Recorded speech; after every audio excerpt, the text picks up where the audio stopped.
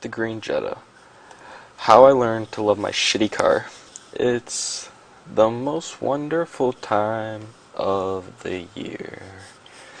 As my birthday recently passed once again, there is one memory that sticks out to me. I can vividly remember my 16th birthday on November 12th, 2011. As a junior in high school, I was very young for my age. I asked around throughout my years of school and only found one boy in my grade that was younger than me. Going through high school, I saw many of my peers driving brand new, fast, luxury, and expensive cars. It was practically common sense that girls love nice cars, and I love girls, so it's a perfect match. All I wanted for my birthday was a car that could compare and even outmatch the ones of my classmates. My parents knew how badly I wanted a car, and they made it clear through multiple hints that I would be getting a car for my birthday. Time passed, and finally, it was a day before my birthday. My parents could no longer keep the surprise hidden from me. My dad told me, "There's someone in the driveway waiting for you." I was originally thinking it was a flock of girls, but that was not the case. I did not expect it to be my car, but at the time, sadly, it was. There was no red Porsche like I had asked for, but instead, as I walked outside, there it was, sitting in my driveway. By far, the ugliest poop green 1997 Volkswagen Jetta.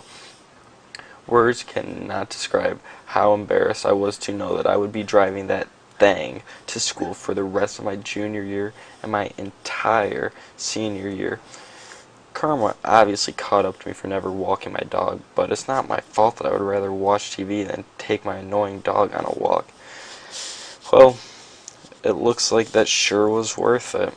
I know one thing is for sure. You will never see me get behind the wheel of that car. There is no way I am ever going inside of that thing. Wow, I am so mad. Let me repeat that. I am so mad. Well, there goes my birthday and my hope of looking like I should be in a hip-hop music video. It was about a week after my birthday, when almost all the anger was gone from my body, and I finally started to cool down. Well, kind of. I only drove the car because I was tired of my mom having to chauffeur me around whenever I wanted to do something.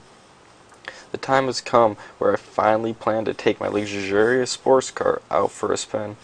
I planned on picking up a few girls and going to one of the best nightclubs in Cleveland. Just kidding.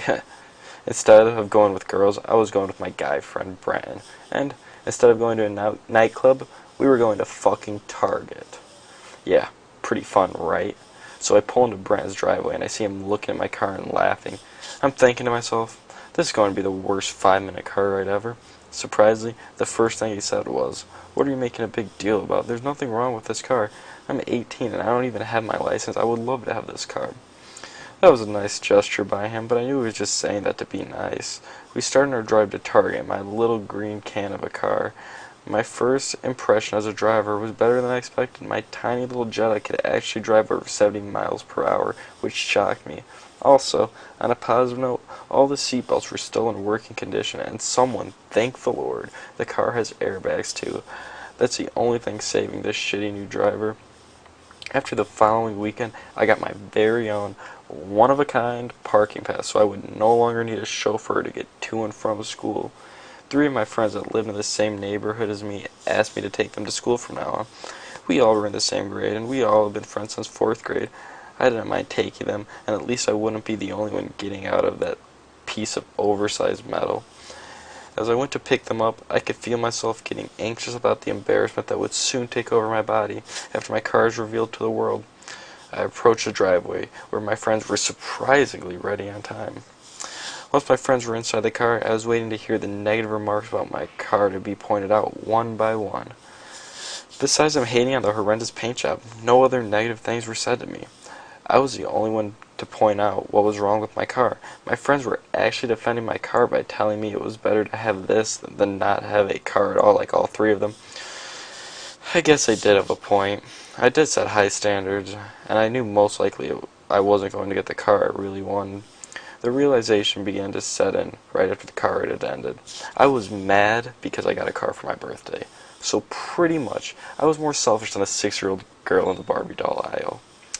When I compared having an ugly car to not having a car at all, it really changed my mindset. Who wants to be driven around by someone else for the rest of his or her life? Unless it's in a limo, I do not want that. I finally have something to escape in, where I can be free like never before.